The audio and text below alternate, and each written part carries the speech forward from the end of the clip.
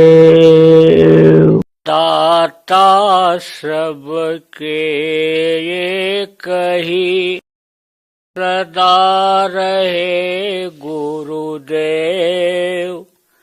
तुमको लाख प्रणाम है, सतगुरु जय गुरुदेव।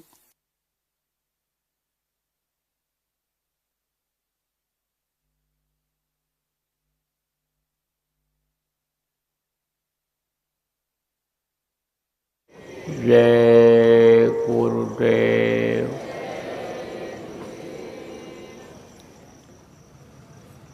सर्वसमर्थ सर्वत्र स्मरणीय परम पूज्य गुरु जी महाराज,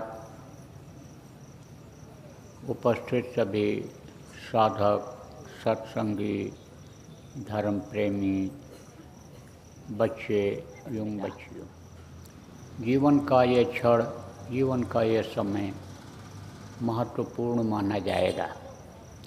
बाकी समय ज़्यादातर आप गृहस्थ हो, गृहस्थी के काम में देते हो। जो भी खेती करते हो, दुकान करते हो, नौकरी मजदूरी जो भी काम करते हो, उसमें आपका ज़्यादा समय लगता है। अब ये ज़रूर है कि आदत जब डाल दी जाती है तो उसी में ध्यान भजन सुमिरन कर लिया जाता है।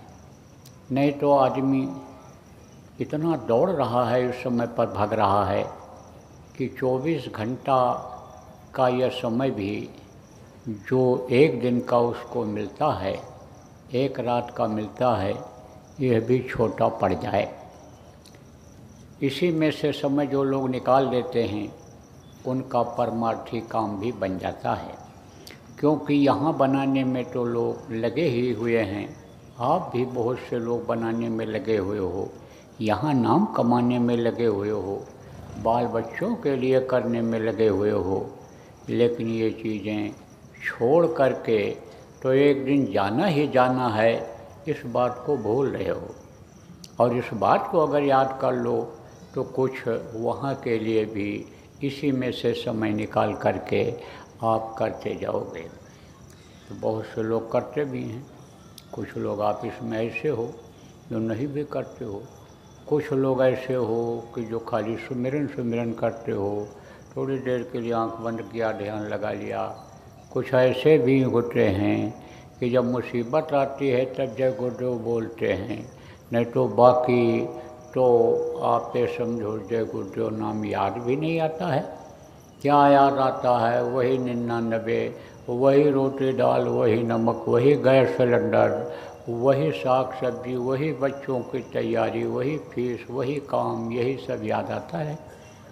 तो यही सबसे बड़ा भ्रम और भूल है। ये क्या है दुनिया? ये क्या है? ये माया की छाया है, माया भी नहीं है। माया अगर मिल जाए तो माया तो सब कुछ देने वाली है। माया का ही ये बाजार लगा हुआ है, माया की ही ये दुनिया है। लेकिन न माया मिलती है और न काल मिलता है, उनका भी दर्शन नहीं हो पाता है। जो समझो कि 3 लोक के मालिक हैं, यानी जो यानी समझो तदेव कहे गए, यानी सब देवता जिनमें समाये हुए हैं, उनका भी दर्शन नहीं हो पाता है। वही अगर मिल जाए तो जो इच्छा की नहीं मनमाही, और हर प्रताप का दुर्लभ नहीं।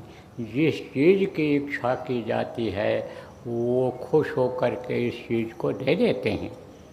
संतों ने उनको काल तो कहा, लेकिन दयाधार भी उनके अंदर अन्य समझो की रहती रही है।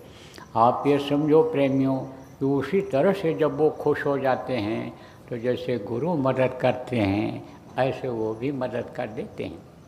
देखो ये भी कहा गया, भूखे भजन न होए भुआला, होलियो भुआल कंठी माला।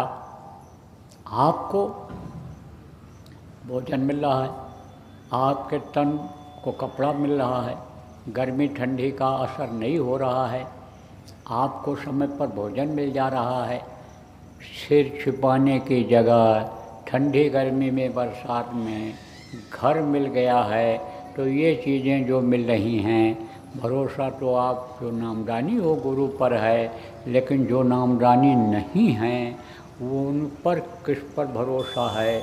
इनके देवी देवता या इनके बनाए हुए लोगों पर भरोसा है, तो देते तो वही हैं।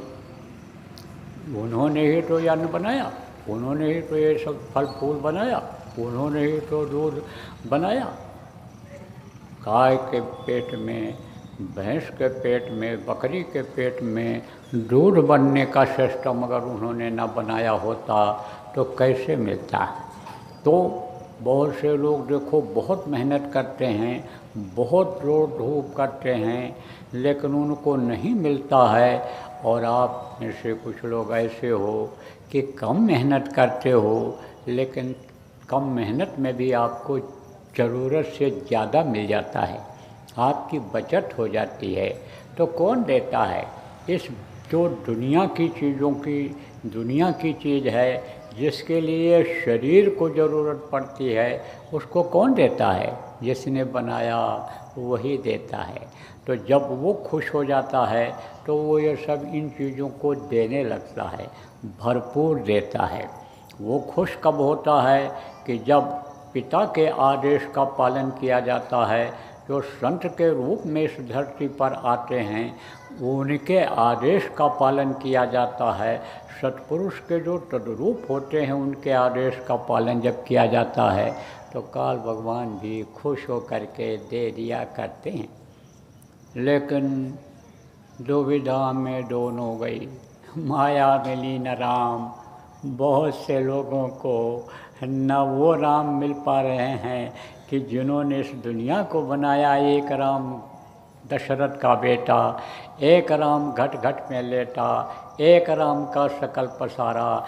ये जो सकल पसारा है जिनका, जिनको काल भगवान ईश्वर कहा, लोगों ने गॉड खुदा कहा, उन्होंने बनाया, तो न तो वो मिल रहे और न ये दुनिया की चीज़ें मिल रही हैं। कारण क्या है? कारण यही है कि तरीका नहीं मालूम है, सत्संग नहीं मिलता है।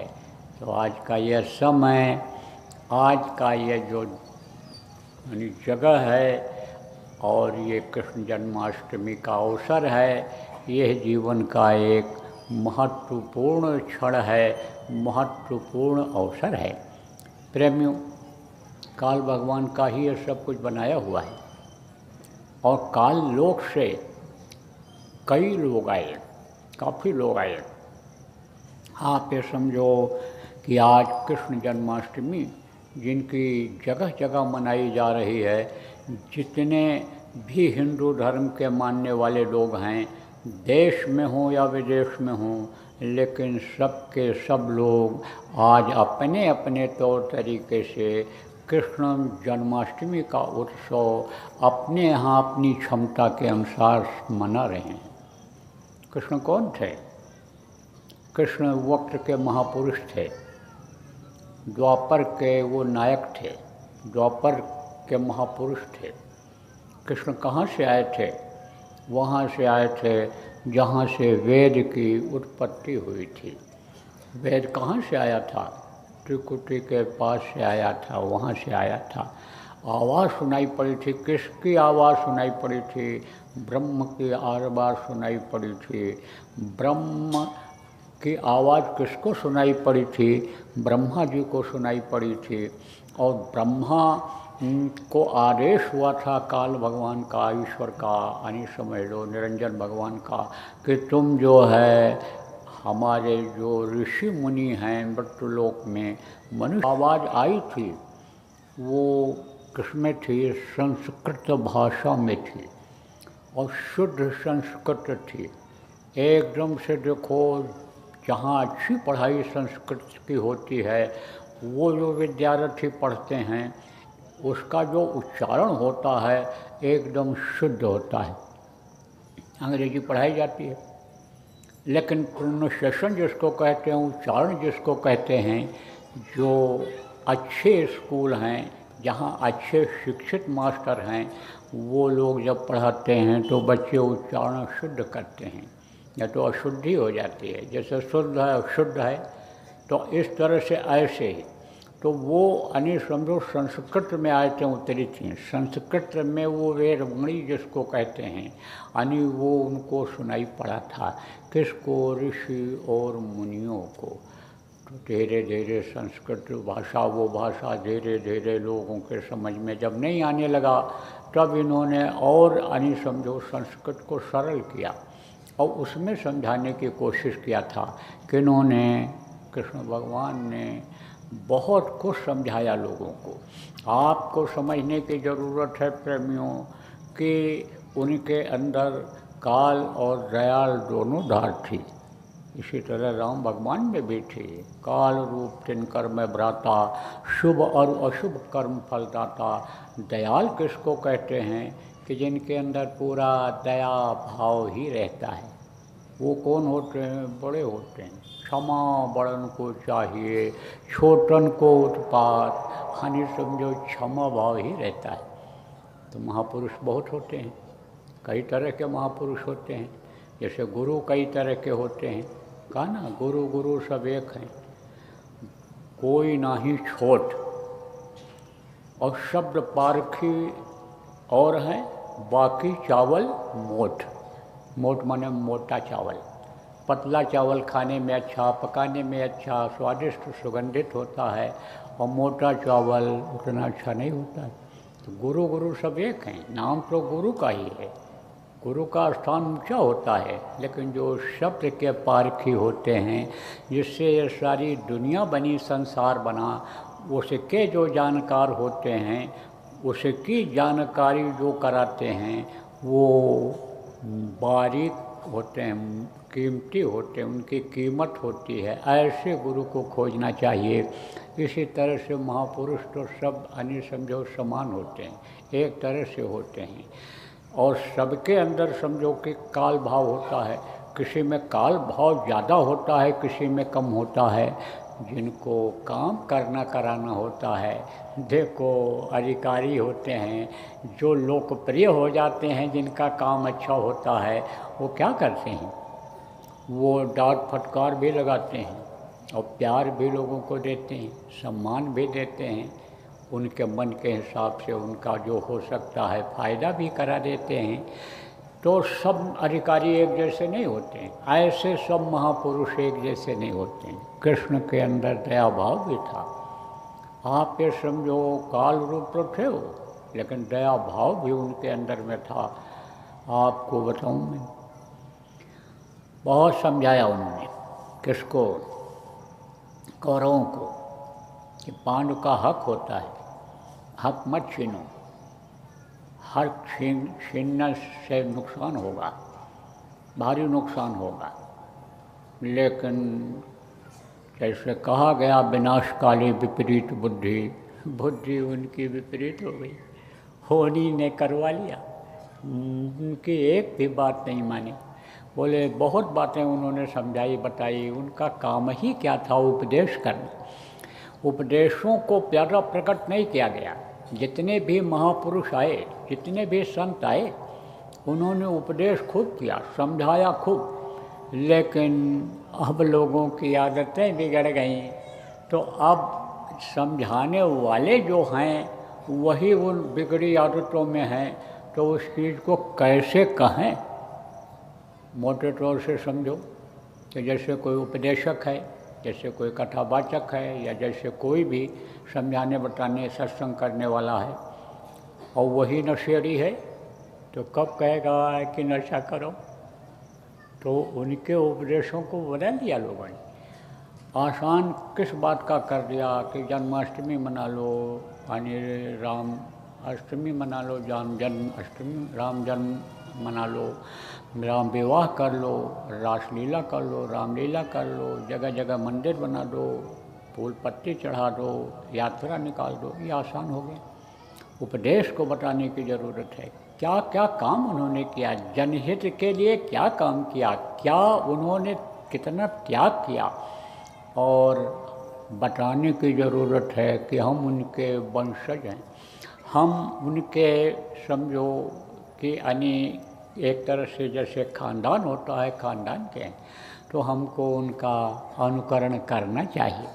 जिस तरह से लोग कहते हैं कि हम उनके पोता हैं, हम उनके नाती हैं, हम उनके ऐसे हैं, ऐसे समझो कहना चाहिए कि हम महापुरुष के वंशज हैं, हम उनके बताए हुए रास्ते पर चलेंगे, उनका बताया हुआ काम हम करेंगे, जो उन्होंने अच्छा काम लोगों के लिए किया उसको हम करेंगे।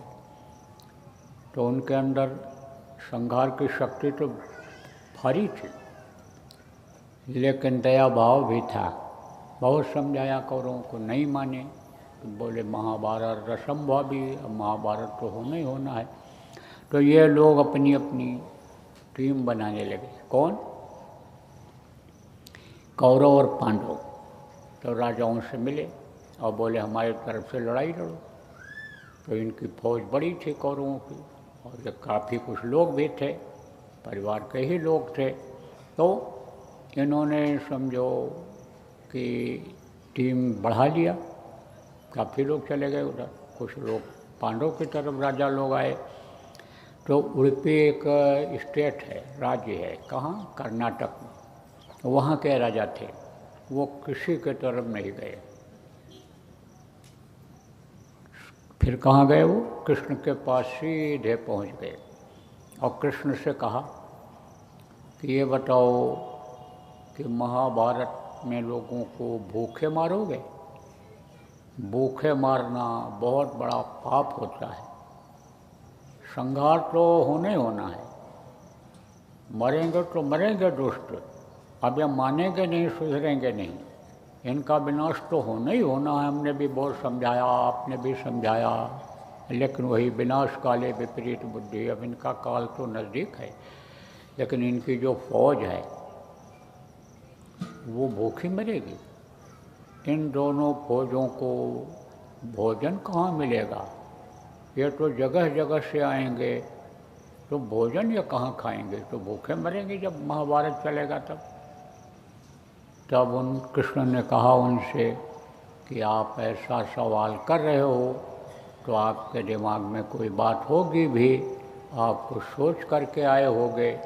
बोले हाँ, मैं सोच कर आया हूँ, और आप कहोगे तो हम दोनों तरफ का भंडारा चला देंगे, दोनों तरफ के फौज के लोगों को खिलाएंगे। कृष्ण ने कहा इससे अच्छा काम और कोई नहीं हो सकता है, आप यही काम करो। यह प्रकट करता है कि उनके अंदर दया भाव भी बहुत था, लेकिन नहीं मानने का फल क्या हुआ? साधु अवज्ञा कर फल ऐसा, और जरे नगर अनाथ कर जैसा। नहीं मानने पर, नहीं यानी समझो है कि अन्य बातों को मानने पर, वैसा नहीं करने पर देखो रावण की लंका जल गई थी। यानी समझो अनाथ, यानी जैसे लोग इधर उधर घूम रहे थे, जब जला तो भगे, जान बचाने के लिए अनाथ होकर के भगे। कुछ नहीं इसके पास रहता, उसको क्या कहते हैं? अनाथ ही कहते हैं। तो अनाथ कर जैसा, जरे नगर अनाथ कर जैसा, तो समझो कि नहीं मानने का ऐसा होता है। तो आज है कृष्ण जन्माष्टमी। असली जन्माष्टमी क्या है, कैसे यानी समझो कि ये जो गांठ है यानी वो खुलेगी। बच्चा जब पैदा होता है तो खुशी मनाते हैं कि देखो ये काल कोठरी में बंद था, 9 महीने के लिए ये बंद था, और आज ये निकला है, इसके लिए खुशी मनाओ। तो खुशी मनाते हैं। आप पे समझो कि थाली बजाती हैं ये माताएं, दीपक दिखाती हैं। अब दीपक क्यों दिखाती, थाली क्यों बजाती हैं, नहीं जानते हो, भी बता दें आपको।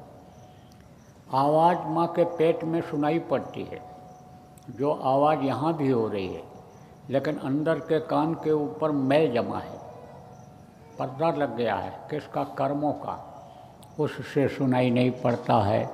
लेकिन माँ के पेट में कोई बुरे कर्म नहीं शरीर से बने थे, तो कान खुला हुआ था, तो वो सुनाई पड़ता था, वहाँ पर आवाज़ सुनाई पड़ती थी। और आँख के ऊपर कोई भी पर्दा कर्मों का नहीं था, तो वहाँ कोई काम क्रोध लोभ मोह अहंकार नहीं था, वहाँ पर मन चित्त बुद्धि, वहाँ पर कुछ भी नहीं थी। तो आँख खुली थी तो दर्शन भी होता था, रोशनी दिखाई पड़ती थी। किसकी रोशनी दिखाई पड़ती थी? ज्योति नारायण की। ज्योति नारायण किसको बताया गया? जिनका रूप कला आपको बताया गया था, चेहरा बताया था कि ज्योति स्वरूप है, तो वो ज्योति उनको दिखाई पड़ती है। किसको? बच्चे को। कहाँ पर? माँ के पेट में। तो माँ के पेट में जब दिखता था तो खुश रहता था। बाहर निकला, देखना बंद हो गया, रोया, कहाँ आ गए, कहाँ आ गए, कहाँ कहाँ कहाँ कहाँ कहाँ कहाँ चिल्लाता है।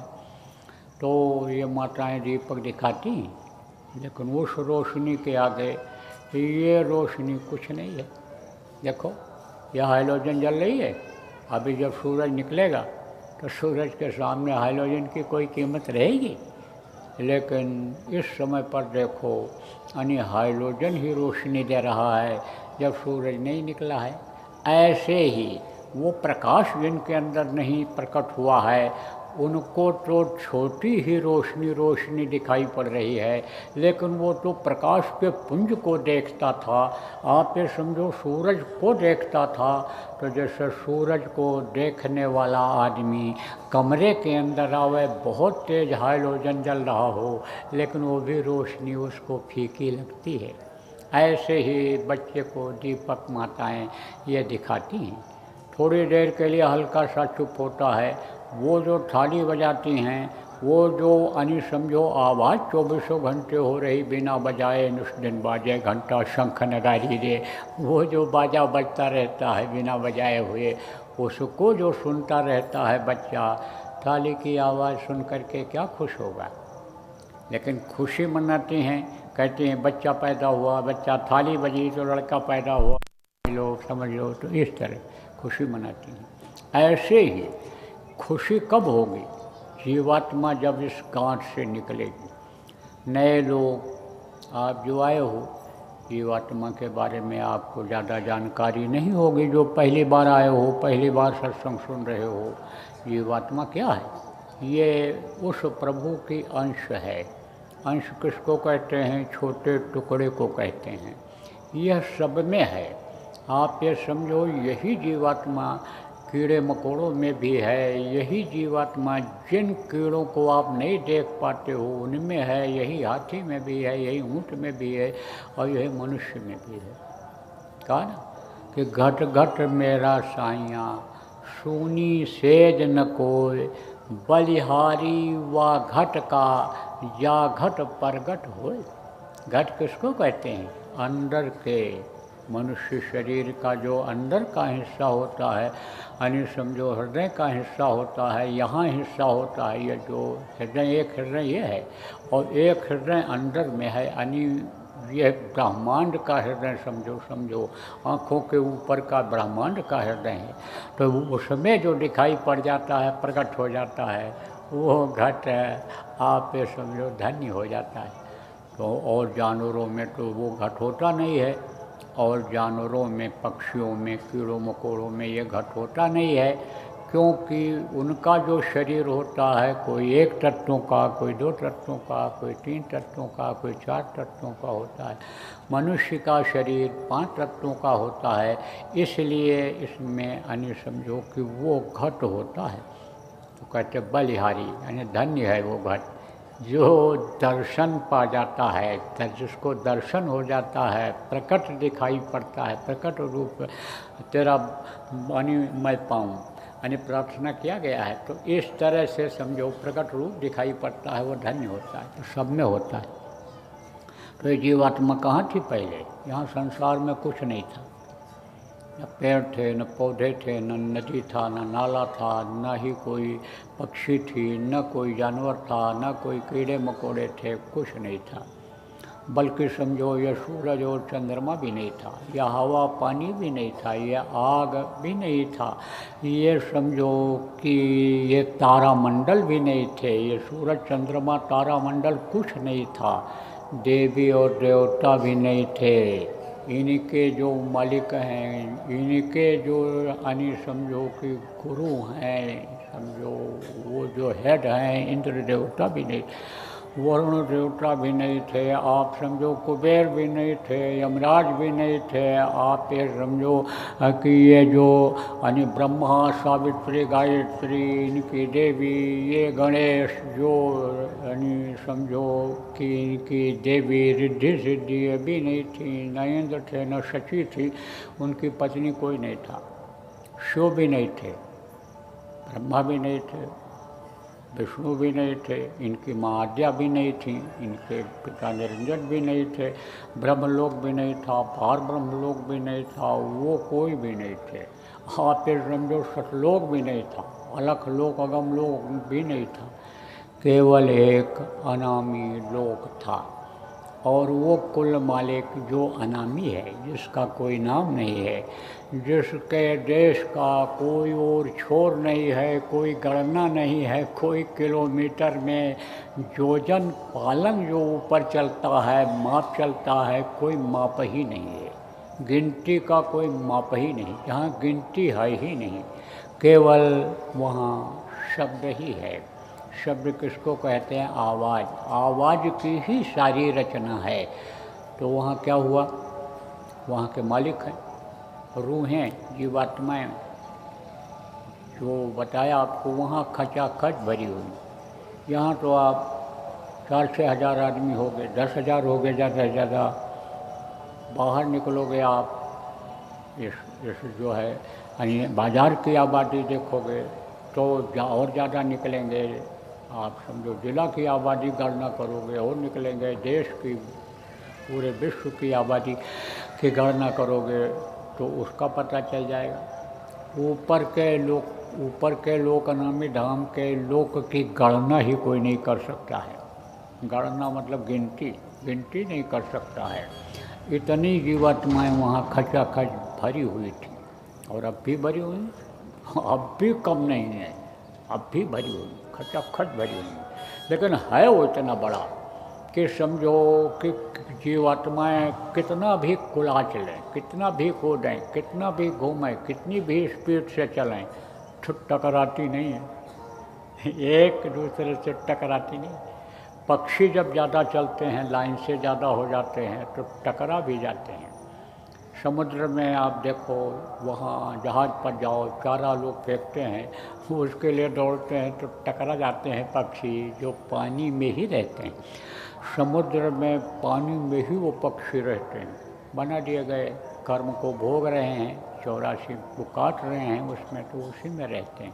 ज़मीन के नीचे बना दिए गए, पत्थरों में कीड़े हो जाते हैं, कैसे हो जाते हैं। मिट्टी जब इकट्ठा हो जाती है, उस मिट्टी को खाते हैं, वो मिट्टी जैसे बंद होती चली जाती है, वो उसी में रह जाते हैं, उसी में बच्चा पैदा करते, पूरा परिवार उनका उसी में हो जाता है। तो ये सब कौन है? ये सब जीव हैं, 84 भोग रहे हैं, कर्मों को अपने भोग रहे हैं, कर्मों को अपने काट रहे हैं। तो ऐसे ही समझो कि जीवात्माएँ, वहाँ पर आपको बता रहा था, ये सब खचाखच भरी हुई थी। तो मौज हुई एक दिन उस मालिक की, अनामी पुरुष की, मालिक के मौज हुई। तो मौज में क्या हुई? हिलोर उठी।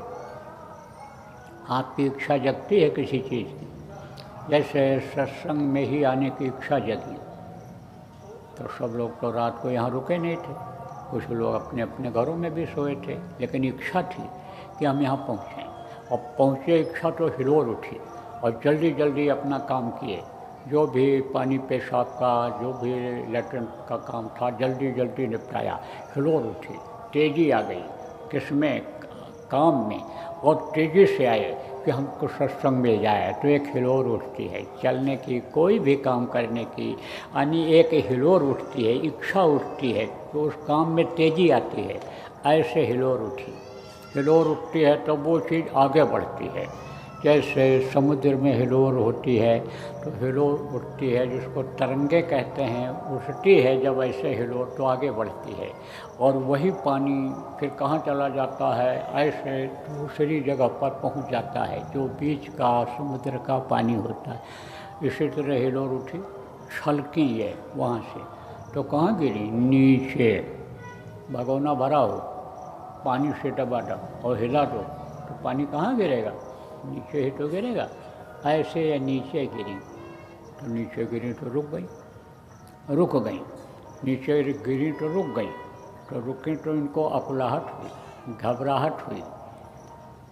आप ये समझो कि आपका घर 2 मंजिल का है और ऊपर आप रहते हो, नीचे जब आओगे नीचे के मंजिल में वहाँ लेटना सोना चाहोगे तो मन नहीं कहेगा, एक तरह से अकुलाहट जैसी हो कि यहाँ अच्छी हवा नहीं मिलेगी, यहाँ जो है गंदगी है, ऊपर रहेंगे बढ़िया हवा मिलेगी, ऊपर रहेंगे। ऐसे इनको अकुलाहट हुई।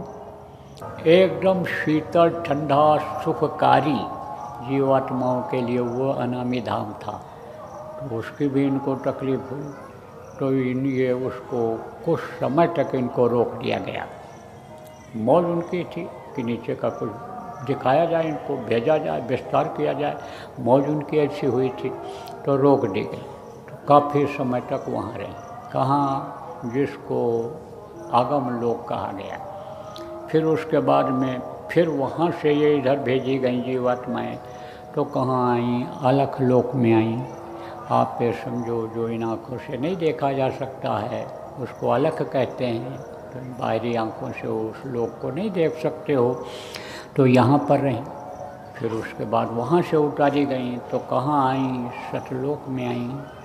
सतलोक में बहुत समय तक रहीं, फिर वहाँ से उतार दी गई तो फिर भंवर गुफा में आई, रुकी। फिर वहाँ से महाशून्य में, फिर यानी समझो ब्रह्मांड में ये रहीं, ब्रह्मलोक में, पार ब्रह्मांड लोक में ये वहाँ पर रहीं। फिर उसके बाद ब्रह्मलोक में आई तो यहीं से कपड़ा पहनाना शुरू कर दिया गया। आपको कल बताया गया था कि 5 तत्वों का यानी पहले यानी कारण शरीर यानी जिसको कहा गया कारण कपड़ा पहनाया गया। फिर उसके बाद में सूक्ष्म शरीर में जो बताया गया सूक्ष्म कपड़ा इनको पहनाया गया, फिर लिंग कपड़ा पहनाया गया। उसके बाद में जीवात्माओं को ये 4 शरीर में बंद किया। ये मोटा कपड़ा है, ये हड्डी और समझो ये आपका मांस और ये यानी ये खाल ये सबसे मोटी है। तो 5 तत्वों के इस खोल में इसको यानी बैठा दिया गया, बांध दिया गया इसको। अब क्यों बांधा गया, किसने बांधा, क्यों ऐसा बनाया, ये हाथ है, आँख कान मुँह, ये क्यों बनाया, नभ्या ये जिभ्या जिसको नभ्या जिभ्या कहते हैं, इसको क्यों बनाया। अभी भोजन की ज़रूरत न पड़े, बच्चा पैदा करने की ज़रूरत न पड़े तो आदमी को कोई फिक्र रहेगी, कोई फिक्र नहीं रहे, कोई चिंता नहीं रहे। तो यह ऐसा सिस्टम क्यों बनाया और किसने बनाया, यह भी आपको बता दें। देखो जो सतलोक के मालिक हैं जिनको सतपुरुष कहा गया है, सतलोक को गुरुओं ने सचखंड कहा है, उनको यानी समझो कि यानी सचखंड कहा है, सचखंड के मालिक कहा है, उनको उन्होंने वाहे यानी गुरु कहा है, उनको सत साहब कबीर साहब ने कहा है। आप ये समझो प्रेमियों राधा स्वामी कहा है,